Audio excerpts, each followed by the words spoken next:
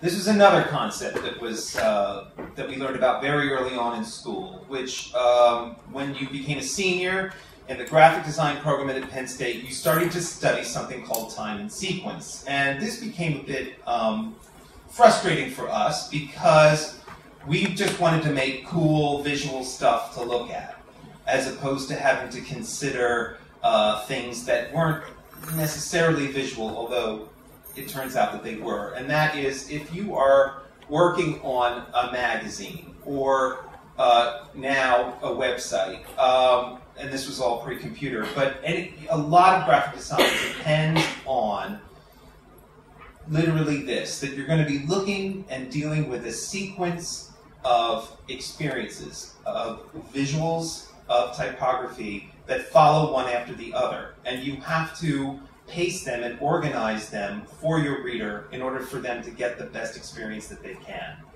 And so, again, a couple years later, I was able to explore this concept through book covers, through a series of 3 books by Cormac McCarthy. This was called the Border Trilogy. It started with All the Pretty Horses. And basically, my idea here was echoing what's going on in the story, in that it starts out with a guy, a kid, basically, a 16-year-old kid, who's very good with horses and is working on a ranch in Texas and is bored because he's not given any responsibility. He runs away. He goes south of the border to Mexico, where he gets a much more responsible job with horses at a Mexican ranch, but then falls in love with the ranch hand's daughter, and then all sorts of shit starts to hit the fan.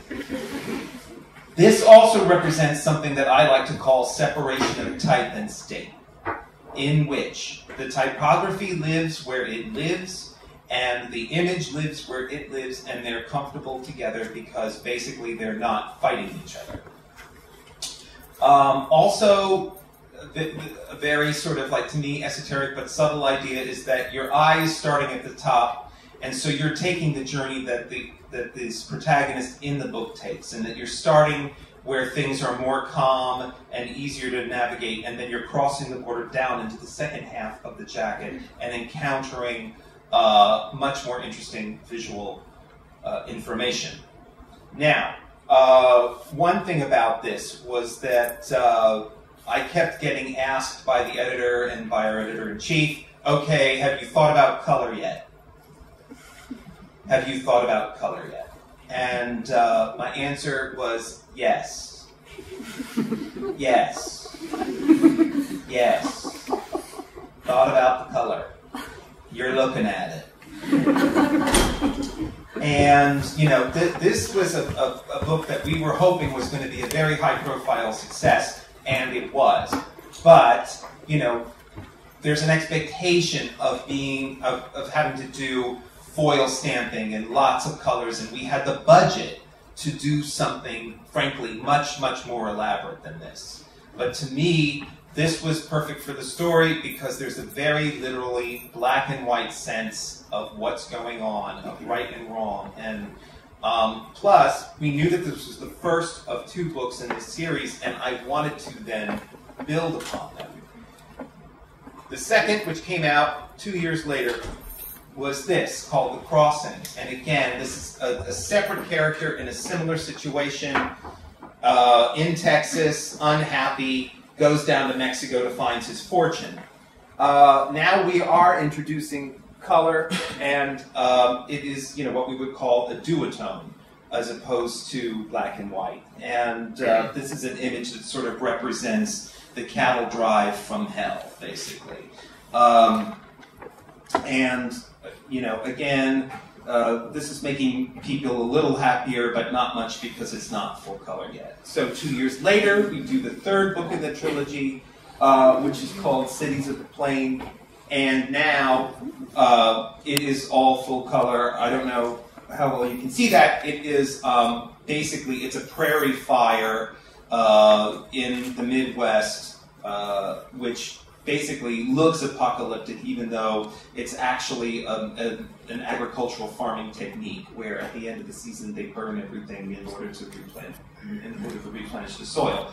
But right now it just looks kind of cool, and that the entire world is ending. So what you get then with the three of them together is a sort of color crescendo of starting with black, going to duotone, and then going to full color. It's very unusual to try and pull this off on a high-profile, frankly very commercial series of books that went on to win the National Book Award and in the States, and really brought the author to the next level in his career.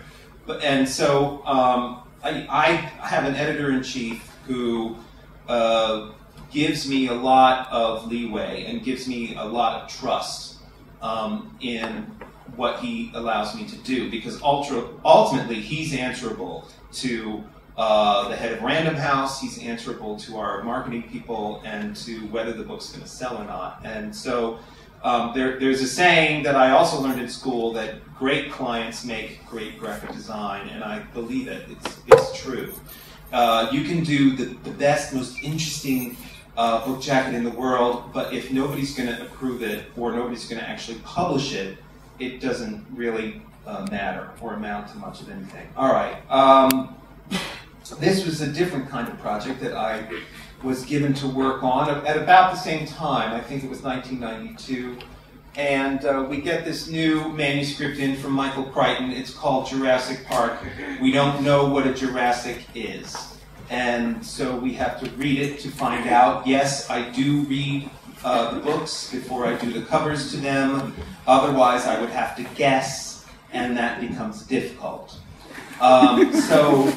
Okay, now we start reading this thing, and we realize, of course, that it is about dinosaurs, and it's about being able to engineer dinosaurs today in this day and age. And at this point, long before the book has come out, we know that Steven Spielberg has bought the manuscript to make it into a big fat movie, and so the pressure's on, and my editor-in-chief kept saying, you have to think of something that they will then use for the movie, which is insane. I mean, how the hell do I know what they want to use for the damn movie? And I'm making a book cover, I'm not making a movie. But anyway, of course, one does not say this, one just thinks it and smiles. So I start instead going back to the source material. Michael Crichton, as you may or may not know, no longer with us, sadly. He bases all his crazy ideas in very real science. And so it became about, let's really look at dinosaurs and what they looked like and how they worked when they were alive. And this meant going to the Museum of Natural History in New York and buying a big fat encyclopedia on dinosaurs and starting to study it. And so I want to start with what a dinosaur really looked like as far as we know scientifically, which means the chap in the lower right. And this, of course, being 1992, I make a giant blow-up photostat of this, and I take a piece of tracing paper, and I put the piece of tracing paper on top of the photostat, and then I get a magic marker, a pen that I hold with my hand. Stop me if I'm going too fast. And I start to trace around the skeleton, just kind of to see what it's going to look like. And the idea for me became, how do we show this thing without really showing it? Like, I don't want it to look like Dungeons and Dragons. That's going to be stupid. I want it to look like some kind of schematic of, okay, we're planning this dinosaur, let's start to look at what it's actually going to look like. And what I liked about this stage of it was that now you get this echo between the spiny ribs and the teeth. And they seem to signal a sense of danger and, you know, that you could be impaled on them rather easily. So Then I inserted it into a design and did, frankly, what I would say is rather shitty typography above and below it, but I was younger then. And this still seemed to work for everybody, and so then this finally became the cover. And so then MCA, Universal, the movie company, calls me and says, well, we'd like to purchase the rights to this just in case we might want to use it on the movie.